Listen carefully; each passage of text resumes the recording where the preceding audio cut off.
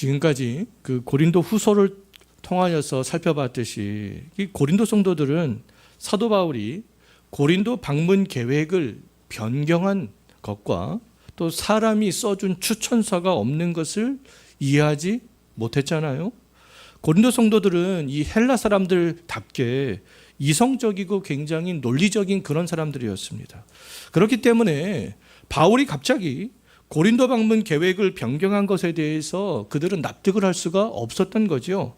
사람이 써준 또 추천서를 중요하게 생각했던 그 시대에 사람이 써준 추천서가 없었던 바울이 이해가 되지 않을 수 있습니다. 이해되지 못하는 것, 그것 자체가 잘못된 것은 아니잖아요. 얼마든지 이해하지 못할 수 있습니다. 그런데 만약 그 두 가지 사실이 잘 이해가 되지 않았다면 어떻게 했어야 했겠습니까? 바울에게 물어볼 수 있잖아요. 왜 갑자기 고린도 방문 계획을 변경했느냐? 바울아, 너는 왜 사람이 써준 추천서가 없느냐? 이것을 물어볼 수 있잖아요. 그런데 이 고린도 성도들은 물어보지 않았습니다. 물어보는 대신에 이제 최악의 방법을 사용했었잖아요. 성도들이 사용했던 방법은 뭐였습니까? 바울을 의심하고 비난하는 거였어요. 성도들이 이 바울의 입술에서 흘러나오는 말에 집중하지 않고 거짓 교사들의 입술에서 흘러나오는 말에 집중한 결과가 그렇습니다.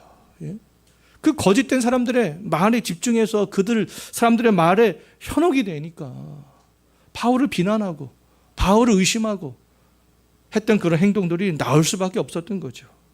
성도들이 이 거짓 복음에 집중하는 한 바울에 대해서요 계속적으로 부정적인 생각을 할 수밖에 없었습니다. 바울에 대해서 부정적으로 생각을 한다는 것은 어떤 의미가 있겠습니까? 바울이 증거하는 그 바른 복음, 그들의 영혼을 살리는 복음, 그 복음을 안 듣겠다라는 말이 되는 거잖아요. 성도들이 바울을 의심하고 비난하는 것을 멈출 수 있는 그 유일한 방법은요, 듣기가 싫어도 바울이 증거하는 바른 복음에 집중하는 거였습니다. 딱딱한 것처럼 보여도, 익숙한 말씀처럼 보여도 바울이 증거하는 그 말에 집중하는 거였죠. 고린도 성도들이 이 거짓 교사들의 말을 더 신뢰하게 되었던 것은 그들의 말이 새로운 지식처럼 들렸기 때문에 그렇습니다. 이성적으로 생각할 때 그럴듯하게 들렸어요. 헬라 사람들은 굉장히 이성적이고 논리적인 특징이 있었던 사람이잖아요. 근데 바울이 증거했던 그 복음과는 다르게 거짓된 교사들이 막 율법을 강조하고 행위를 강조하고 이 헬라 사람들, 그리스도인들을 한 번도 들어보지 못했던 그런 말씀이었거든요. 그러니까 뭔가 이 새로운 말씀처럼 들렸던 거죠. 또 행위를 막 강조하니까 이성적으로도 납득이 되었습니다. 그럴듯한 말씀으로 들렸던 거예요. 이처럼 이 행위를 강조하는 것은요, 시대를 불문하고 언제나 그럴듯하게 사람들에게 들립니다. 내가 무엇을 할 수 있잖아요. 행위를 하면. 그럼 뭔가 보람도 있는 것 같습니다. 뭔가 뿌듯함도 있는 것 같아요. 행위를 강조하면 그렇습니다. 언제나 그럴듯하게 들려요. 근데 사람들은 이 눈에 보이지 않는 하나님의 은혜보다 자기 눈에 보이는 자기의 행위를 더 신뢰하는 경향들이 있기 때문에 그렇습니다. 오늘날에도 우리 주변에는 새로운 형태, 또 변형된 형태의 수많은 거짓된 복음들이 있습니다. 근데 그러한 이야기를 들어보면요, 그동안 교회에서 들어왔던 말씀이 아니기 때문에 뭔가 좀 신선하고 새로운 것처럼 들릴 수 있어요. 그런데 그러한 말씀이 정말 나의 영혼을 살리는 말씀인가? 다른 사람과의 관계를 멀어지게 하지 않고 다른 사람과의 관계를 더욱더 가깝게 해주는 말씀인가? 또 이 교회를 살리는 말씀인가? 그런 것들을 우리가 잘 생각을 해봐야 되는 거 아니겠습니까? 영혼을 살리고 교회를 건강하게 하는 말씀들은 우리가 지금까지 꾸준하게 들어왔던 그런 말씀들이 되겠습니다. 고린도 성도들의 이 영혼을 살리는 말씀은요, 바울에게 처음 들었던 그 복음, 바울의 동역자들을 통해서 들었던 그 복음, 또 바울이 보낸 편지를 통해서 읽었던 그 복음이지, 사람이 써준 추천서를 가지고 온 거짓된 교사들이 들려주었던 그 새로운 그런 복음들이 아니었잖아요. 거짓 교사들이 율법과 행위를 강조하면서 거짓된 복음으로 막 성도들을 현혹시키고 성도들의 이목을 끌고 있을 때 사도 바울이 어떻게 했습니까? 사도 바울은 성도들 앞에서 이제 하나님의 말씀으로 하나씩 변호해 갖고 성도들을 말씀으로 설득해 갔습니다. 추천서 문제가 불거졌을 때 사도 바울은 성도들에게 덮어놓고 믿으라고 하지 않았어요. 내가 너희들 몇 년 전에 여기 와가지고 교회를 세웠는데, 너희들 나 때문에 이렇게 믿게 되었는데 내 말을 못 믿어? 나를 신뢰하지 못해? 뭐 그런 식의 접근을 하지 않았잖아요. 바울이 어떻게 접근했습니까? 말씀으로 성도들을 설득했습니다. 성도들을 말씀으로 설득해 나가면서 성도들로 하여금 생각하게 했던 것이죠. 이 거짓된 내가 지금 사람들이 전했던 그것이 옳은가? 바울의 말을 듣는 것이 옳은가? 그거를 생각하게 했습니다. 지난번에 우리가 살펴봤듯이 사도 바울이 성도들을 말씀으로 설득했던 것은 두 가지였잖아요. 첫째는 거짓된 교사와 새 언약의 일꾼인 자신의 다른 점을 대조하는 거였습니다. 거짓된 일꾼과 새 언약의 일꾼인 자신이 어떻게 다른지 그것에 대해서 대조했었잖아요. 기억나시죠? 또 두 번째는 모세와 새 언약의 일꾼인 자신을 대조하는 거였습니다. 옛 언약의 일꾼이 대표인 모세와 새 언약의 일꾼인 자신을 대조했어요. 이 두 대조를 통해서 바울은 자신을 오해하고 비난했던 성도들을 설득해 나갔던 거죠. 거짓된 교사와 새 언약의 일꾼된 사도 바울이 첫 번째로 달랐던 것은 무엇이었습니까? 사역의 근거였잖아요. 사역자로서의 확신의 근거였습니다. 거짓된 교사의 확신의 근거는 뭐였어요? 사람이 써준 추천서였습니다. 하지만 새 언약의 일꾼된 바울의 확신의 근거는 뭐였습니까? 사역의 근거는 삼위 하나님이었잖아요. 두 번째로 달랐던 것은 의지하는 대상이었습니다. 거짓 교사는 율법 조문을 의지했습니다. 새 언약의 일꾼된 사도 바울은 하나님이 주 예수 그리스도를 통해서 주신 영, 그 성령을 의지하면서 사역을 했잖아요. 세 번째로 달랐던 것은 성도들로 하여금 바라보게 하는 대상이 달랐습니다. 거짓된 교사들은 율법을 강조하면서 성도들로 하여금 무엇을 바라보게 했어요? 자기의 행위를 바라보게 했습니다. 또 자기가 한 행동을 통해서 하나님을 바라보게 했었잖아요. 근데 이 새 언약의 일꾼된 사도 바울은 마음판에 새겨진 하나님의 영에 의하여서 하나님을 바라보게 했습니다. 하나님의 은혜를 통해서 율법에 순종하게 했고 그 은혜를 통해서 하나님께 나아가도록 했잖아요. 또 이 새 언약의 대표 일꾼인 옛 언약의 대표 일꾼인 모세와 새 언약의 일꾼된 이 사도 바울의 다른 점에 대해서 대조했었습니다. 그것은 뭐였습니까? 영광의 유효성이었죠. 유효성. 옛 언약의 대표 일꾼인 모세의 영광은 장차 없어질 영광이었습니다. 언제요? 예수님께서 이 땅에 오시면 그때까지 유효한 영광이었죠. 또 새 언약의 일꾼인 이 사도 바울의 영광은 길이 있을 영광이었습니다. 없어지지 않을 영광이었잖아요. 모세는 율법을 통해서 죄를 정죄하는 그런 일들을 했습니다. 율법을 지키지 못한 사람들이 내가 율법을 지키지 못했구나. 그러면서 나는 죄인이구나. 이런 사실들을 입증하는 거예요. 무엇이요? 율법이요. 사람의 힘으로 하나님 앞에서 의롭게 될 수 없음을 그 깨닫은 사람들이 그럼 누구를 바라봅니까? 장차 오실 그리스도를 바라보게 하는 것이죠. 그것이 바로 율법의 역할이었습니다. 율법 조문의 직분을 가진 모세의 영광은 예수 그리스도가 오시기까지였죠. 예수 그리스도가 오신 이후에는 이제 누가 활동할 차례입니까? 새 언약의 일꾼들이 활동할 차례잖아요. 이미 오신 예수 그리스도를 이 새 언약의 일꾼들이 증거해 나가는 거 아니겠어요? 예수 그리스도가 다시 오신 이후에도 이 새 언약의 일꾼들을 통해서 예수 그리스도가 증거되는 일들은 계속되기 때문에 이 새 언약의 직분의 영광은 길이 계속될 것이다 라고 이야기를 했었습니다.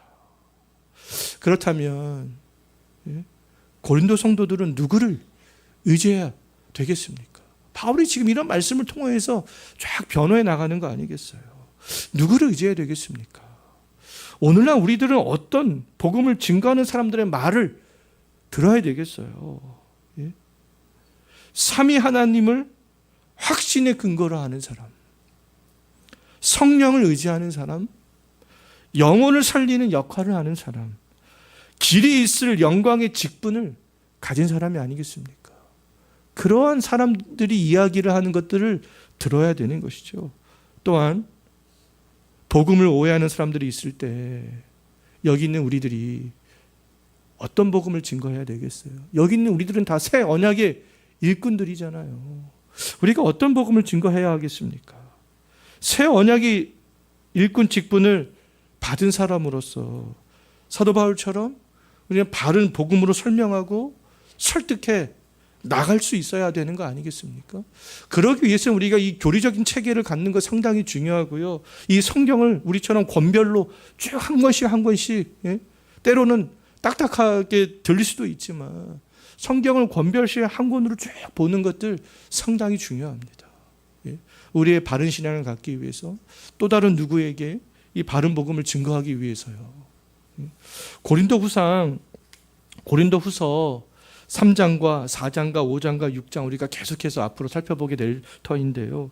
이 3장과 4장과 5장과 이 6장은요. 다 새 언약의 직분의 맥락 가운데 있는 말씀이 되겠습니다. 새 언약의 직분. 추천서 문제가 불거졌을 때 새 언약의 일꾼의 맥락에서 지금 3장부터 6장까지는 계속해서 이야기를 하고 있는 거예요. 그렇기 때문에 지난 몇 주 동안에 살펴봤던 말씀들을 다시 간략하게 정리를 해드렸습니다. 고린도후서 1장, 2장은 어떤 말씀이었습니까? 고린도 방문 계획이 변경된 문제를 풀어가는 말씀이었잖아요. 3장, 4장, 5장, 6장은 추천서 문제를 새 언약의 직분의 관점에서 풀어가는 말씀이 되겠습니다. 사도 바울은 이 3장부터 6장까지 추천서가 없는 문제로 자신을 오해하고 비난했던 성도들을 이제 바른 말씀으로 설명하고 설득해 나갔던 거죠. 행위를 강조했던 이 거짓 교사들은 모세의 율법을 잘 아는 것 같아 보였습니다. 그들은 또 구약 성경도 열심히 읽었어요. 하지만 실상은 잘 알지 못했던 사람들이었잖아요. 사도 바울은 행위를 강조하는 이 거짓 교사가 얼마나 잘못된 사람이라는 것을 보여주기 위해서 이 옛 언약의 대표 일꾼인 모세까지 거슬러 올라가서 새 언약의 일꾼인 자신과 비교한 것이 아니겠어요? 사도 바울은 지금 거짓 교사들과 싸우고 있는 겁니다. 자신을 지지하지 않는 성도들을 말씀으로 가르치고 있는 거예요. 어떤 사람들은 이렇게 생각할 수도 있어요. 뭐 굳이 이러한 사람들을 상대하기 위해서 뭐 에너지를 낭비할 필요가 있을까? 그렇게 생각할 수도 있습니다. 자신을, 나를 지지하는 사람들을 통해서 그냥 그 사람들과 함께 그냥 교회를 세워가면 되지, 이렇게 생각할 수도 있어요. 그런데 그것은 성경적 관점이 아니라는 것이죠. 만약에 성경적 관점이 그거라면 사도 바울은 그렇게 했을 것입니다. 자기를 지지하는 스데바나 집안 사람들, 그런 사람들이 있었잖아요. 그런 사람들만 바라보면서 교회를 세워나갔을 거예요. 그런데 사도 바울은 그렇게 하지 않았습니다. 왜요? 새 언약의 일꾼으로 부름받은 사람으로서 사명이 그것이 아니기 때문에 그렇습니다. 새 언약의 일꾼으로 부름받은 사람이 할 일은 잘못된 길로 나아가는 성도와 자신을 지지하지 않는 성도가 있을지라도 그들에게 나아가 바른 복음과 말씀으로 가르치고 설득하는 사람이 새 언약의 일꾼이기 때문에 그런 것이죠. 새 언약의 일꾼은 자신을 오해하고 대적하는 성도들 앞에서 담대함을 잃지 않는 거예요. 12절 한번 보십시오. 새 언약의 일꾼인 사도 바울은 성도들 앞에 나갈 때 지금 자신을 지지하지 않는, 자신을 비난하는 그런 성도들 앞에 지금 나아가는 거 아니겠어요? 그들에게 나아갈 때 어떤 마음으로 나아갔습니까? 담대한 마음으로 나아갔어요. 예? 그들에게 또 나아갈 때 인상을 쓰지 않았습니다. 마지못해 나아가지 않았어요. 담대한 마음으로 나아갔는데 그 담대함 속에는 어떤 마음이 있었습니까? 12절 다시 한번 보십시오. 자신을 오해하고 비난하는 성도들이 있었지만 그들을 바라볼 때 사도 바울의 담대한 마음은 뭐였습니까? 소망을 가지고 바라보는 거였습니다. 소망이 있었어요. 이 소망은 오늘날 새 언약의 일꾼으로 부름받은 모든 성도들이 여기 있는 우리들이 다 가져야 될 그런 소망이 되겠습니다. 바울이 가졌던 그 소망, 오늘날 새 언약의 일꾼으로 부름받은 우리 모두가 가져야 할 소망이 그럼 구체적으로 무엇인가? 16절 한번 보십시오. 그 소망이 무엇인가? 사람들을 누구에게로? 주께로 돌아가게 하는 것이죠. 지금 비록 저 성도들이 잘못된 가르침에 현혹되어서 나를 비난하는 가운데 있지만 그럼에도 불구하고 저 성도들이 주께로 돌아가야 될 텐데 그런 소망을 갖는 거죠. 그래서 주께로 돌아가게 하기 위해서 지금 각 사람들의 마음에 덮여있는 수건을 벗겨내는 것이죠. 그 수건이 벗겨져야, 마음을 덮고 있는 그 수건이 벗겨져야 저 성도들이 다시 주께로 돌아갈 수 있을 텐데 그 소망을 갖는 거예요. 새 언약의 일꾼된 사람에게 필요한 것은 잘못된 복음을 받아들여 나를 오해하고 미워하는 성도들이 있을지라도 그 성도들을 향한 소망을 잃지 않는 것이죠. 맨날 우리가 말씀을 들으면서 나를 위로해주고 뭐 나를 쓰다듬어주고 뭐 내가 인생이 잘 되고 편안하게 해주고 위로의 말씀을 듣고 그러니까 항상 나약한 그리스도인이 되는 거 아니겠어요? 신앙이 성장하지 않는 거 아니겠습니까? 나를 비난하는 성도들이 있을지라도 우리는 새 언약의 일꾼으로 부름을 받았다면 그 성도들을 바라볼 때 소망을 잃지 않는 거죠. 저들도 주께로 돌아와야 될 텐데. 추천서를 가지고 온 이 거짓 교사들과 거짓 교사들의 말에 현혹된 성도들은 사도 바울을 지금 어떤 눈빛으로 바라보고 있어요? 비난하는 눈빛으로 바라보고 있잖아요. 하지만 이 새 언약의 일꾼된 사도 바울은 그들을 어떤 눈빛으로 바라보고 있어요? 소망의 눈빛으로 바라보고 있습니다. 눈빛 자체가 달랐어요. 나를 오해하여 비난하는 눈빛으로 바라보는 그 성도들이 있을지라도 그렇다면 우리들은 그러한 시선으로 그들을 바라봐서는 안 된다라는 거 아니겠습니까? 우리에게 필요한 눈빛은 경멸의 눈빛이 아니라 소망의 눈빛이라는 거예요. 저들도 주께로 돌아와야 될 텐데 그들도 주께로 돌아가면 변할 수 있다라는 믿음으로 바라보는 거죠. 그들도 주께로 돌아가면 마음을 덮고 있는 수건이 벗겨지게 될 수 있어. 그 소망을 갖는 거예요. 그 소망 때문에 지금 사도 바울이 담대함으로 나아가고 있는 거 아니겠습니까? 불신자들 그리고 성경을 보면서도 삼위 하나님을 믿지 못하는 성도들은요 모든 마음에 다 수건을 덮고 있는 거예요. 그 수건 때문에 주께로 돌아가지 못하고 있는 거죠. 고린도에 온 거짓 교사들은 구약 성경을 열심히 읽는 사람들이었습니다. 그 당시에는 구약 성경밖에 없었잖아요. 구약 성경을 열심히 읽었어요. 그럼에도 여전히 그들의 마음은 수건으로 덮여 있었기 때문에 그 율법 조문을 통해서 예수 그리스도를 보지 못했습니다. 구약에 적혀 있었던 그런 모세 오경을 읽으면서도 율법 조문을 통해서 예수 그리스도를 보지 못하고 선지서들을 읽으면서도 예수 그리스도를 보지 못하고 시가서를 읽으면서도 장차 오실 예수 그리스도를 보지 못했던 것이죠. 그렇기 때문에 그들은 그 율법 조문을 통해서 무엇만을 강조했습니까? 행위만을 강조했습니다. 행위로 의롭게 될 수 있다.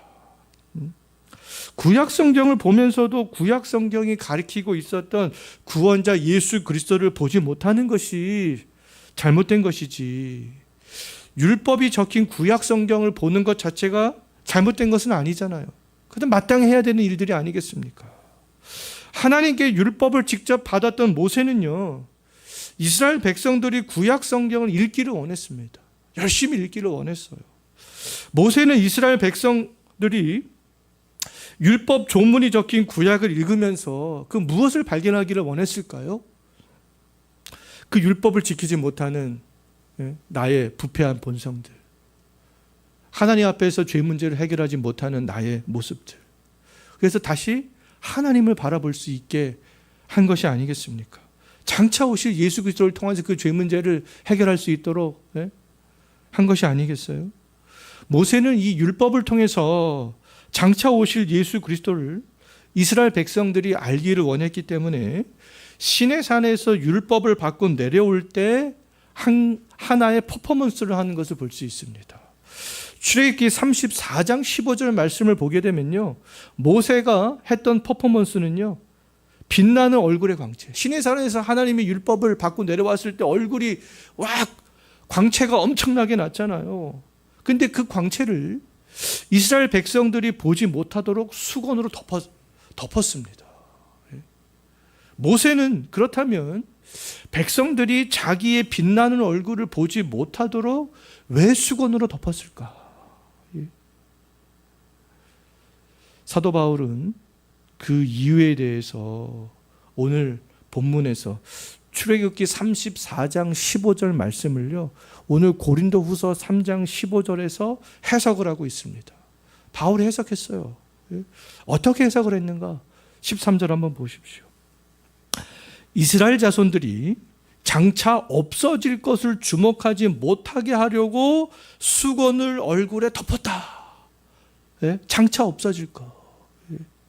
자, 행위를 강조하는 사람들, 고린도에 온 거짓 교사들은 알지 못했지만 모세는 자기에게 있는 영광이 언젠가는 없어질 영광인 것을 알았기 때문에 수건으로 얼굴을 가렸던 것이죠. 이스라엘 백성들이 장차 영원히 주목해야 될 것이 있었기 때문에 좀 그것을 봤으면 하는 마음으로 자기 얼굴을 가렸던 거예요. 백성들이 주목해야 될 것은 율법 조문이 가리키고 있었던 주 예수 그리스도였기 때문에 그렇습니다. 모세는 주께서 오시는 날을 확신하고 있었어요. 신명기 18장 15절 말씀을 보게 되면 모세는 여호와께서 이스라엘 백성들을 위해서 나와 같은 선지자 하나를 일으키시면 너희는 그의 말을 들으라, 이렇게 이야기했습니다. 모세는 이스라엘 백성들이 주 예수 그리스도를 바라보기를 원했던 것이죠. 모세가 얘기했던 나와 같은 선지자는 바로 예수 그리스도가 되는 거 아니겠습니까? 그분을 통해서 나타나는 영광을 백성들이 보기를 원했던 것이죠. 그분을 통하여서 율법을 바라보기를 이제는 원했던 거예요. 때문에 모세는 자기에게 나타나는 영광의 광채를 수건으로 덮어 가렸던 거죠. 그러나 이제는 신명기 18장 15절에서 말했던 모세와 같은 선지자, 즉 예수 그리스도가 이 땅에 오셨잖아요. 율법 조문에서 가르치고 있었던 주 예수 그리스도가 이 율법 조문대로 이 땅에 오셨고 죽기까지 그 모든 율법의 조문을 다 순종하셨고 십자가에서 죽으셨다가 하나님의 능력으로 다시 부활하셨잖아요. 모세는 율법을 통해서 장차 오실 예수 그리스도를 가리키는 사람이었지만 바울은 새 언약의 일꾼으로 율법을 완성하신 예수 그리스도를 증거하는 사람이었습니다. 옛 언약의 일꾼인 모세는 이스라엘 백성들이 자신에게 있는, 즉 율법 조문에 있는 일시적 영광이 아닌 예수 그리스도를 보도록 하기 위해서 자기 얼굴에 있는 광채를 가렸던 거죠. 그러나 새 언약의 일꾼은 가릴 필요가 있어요? 우리를 통하여서 하나님의 영광이, 우리가 증거하는 복음을 통하여서 하나님의 영광이 드러나고 있는데, 주 예수 그리스도의 복음이 드러나고 있는데 가릴 필요가 있겠습니까? 완전한 것이 왔는데요. 가릴 필요가 없는 거 아니겠어요? 오히려 새 언약의 일꾼들을 통해서 나타나는 주 예수 그리스도의 영광을 드러내야 되는 거 아니겠습니까? 그런 것에 대해서 또 13절에서 명확하게 그 점에 대해서 이야기를 하고 있습니다. 13절 다시 한번 보십시오. 13절의 주어가 무엇입니까? 주어? 우리는이잖아요. 우리는. 이게 우리는 누구이겠어요? 구체적으로는 바울과 바울의 동역자들이지만 포괄적으로는 누구겠습니까? 새 언약의 일꾼들 아니겠어요? 서술어가 뭔지 보십시오. 맨 마지막에 새 언약의 일꾼은 아니한다. 아니한다잖아요. 무엇을 아니한다? 라는 것인지 계속해서 보십시오. 모세가 수건을 얼굴에 쓴 것 같지 아니한다. 그렇게는 우리는 안 한다. 모세는 얼굴에 수건을 하나님의 영광을 가렸지만 우리는 하나님의 영광을 가리지 않는다. 드러낸다. 라는 거 아니겠어요. 모든 하나님의 백성들은 새 언약의 일꾼들이 증거하는 예수 그리스도의 복음을 통해서 율법이 가리켰던 예수 그리스도를 나타내 보여야 하기 때문에 그렇습니다. 여기 있는 우리 모두는 새 언약의 일꾼들이잖아요. 우리는 사람들로 하여금 이미 오신 예수 그리스도를 주목하게 하는 그런 사람들이 되겠습니다. 주 예수 그리스도가 이미 오셨음에도 율법의 행위를 구원의 조건으로 강조하는 것은 수건으로 얼굴을 덮어 쓰는 것과 마찬가지가 되겠습니다. 이것은 오히려 나타나야 될 주 예수 그리스도의 영광을 가리우는 거죠. 모세는 바른 복음을 위해서 덮어 썼지만 새 언약의 일꾼인 우리들은 철저하게 드러내야 되는 거예요. 드러내는 방법은 율법 조문이나 어떤 인간의 의지나 행위를 강조하는 것이 아닙니다. 무엇을 강조하는 거예요? 오직 주 예수 그리스도만을 증거하는 것이죠. 오직 주 예수 그리스도. 거짓 교사들과 거짓 교사들에게 현혹된 성도들은 율법의 행위가 마음을 덮는 수건이었습니다. 예. 오늘날에도 이단의 교주가 마음을 덮는 수건의 역할을 하고 있는 거 아니겠어요? 인간의 행위를 강조하는 그런 가르침들이 마음을 덮는 수건의 역할을 하고 있는 거 아니겠어요? 아니면 나의 생각과 나의 어떤 방식이 잘못된 것인지도 모른 채 그런 것들이 마음을 덮는 수건이 되고 있습니다. 각 사람들의 마음을 덮고 있는 수건을 벗겨낼 수 있는 사람들은 누구밖에 없다라는 거예요? 새 언약의 일꾼들밖에 없습니다. 바른 복음을 증거한 사람들밖에 없어요. 다른 것들을 가감하지 않고 오직 예수 그리스도를 중심으로 성경을 읽는 사람들이 되겠고요. 오직 삼위 하나님만 의존하면서 주 예수 그리스도의 복음을 증거하는 그런 사람들이 되겠습니다. 사람이 써준 추천서를 가지고 온 거짓 교사들의 그 삶은 어땠을까요? 그들은 하나님을 알지 못하는 사람들처럼 인간적으로 내세울 수 있는 자랑거리가 있을 때 당당했을 거예요. 그들에게 무엇이 있었어요? 추천서가 있었잖아요. 사람이 써준, 유력한 사람이 써준 추천서가 있었습니다. 그 추천서를 믿고 그들은 당당했던 거죠. 율법을 지키는 유무가 자기에게 달려 있었기 때문에 성경을 읽으면서 기쁨과 평안이 있었겠습니까? 성경을 읽을 때마다 살 얼음판 위를 걷는 것과 같았을 거예요. 율법이 언제나 무거운 짐처럼 다가왔을 것입니다. 그렇기 때문에 신약시대 바리새인들과 서기관들이 그 율법을 지키기 위해서 많은 편법들을 만들어냈던 거 아니겠습니까? 수백 가지, 600가지가 넘는 그런 많은 편법들을 만들어냈습니다. 반면 바울의 삶은 어땠을까요? 인간적인 자랑거리는 다 버렸지만 사람들을 바라보는 그 시선은 언제나 담대했습니다. 언제나 소망으로 가득 차 있었잖아요. 하나님을 믿는 기쁨과 신앙생활하는 기쁨이 하나님의 그 은혜에 있었기 때문에 언제나 감사했습니다. 매를 맞을 때도 고난을 당할 때도 박해를 당할 때도 언제나 감사했고 범사에 기뻐하면서 살아갔어요. 율법을 지켰을 때나 지키지 못했을 때나 주 예수 그리스도의 그 십자가의 공로를 의지하여서 하나님 앞에서 자신의 의로움들을 확인했습니다. 예수 그리스도를 의지하면 의지할수록 율법의 무게는 더욱더 가벼워져 갔던 거죠. 바울은 율법 조문을 보면서 자신의 행위를 의지하지 않았습니다. 마음에 새겨진 주의 영을 의지했어요. 율법 조문을 보면서 자신이 의지했던 거짓 교사들은 그 율법에 매여 있었지만 사도 바울은 율법에 순종하면서도 율법에 언제나 자유했습니다. 거짓된 교사들의 말에 현혹되면 율법에 얽매이게 되는데 새 언약이 일꾼된 사도 바울의 말을 들으면 주께로 돌아가서 율법에서 자유하게 되는 것이죠. 하나님의 말씀에 불순종하는 것들을 한번 생각 한번 해보십시오. 그러한 것들에 집중하면 신앙생활을 온전히 할 수 없습니다.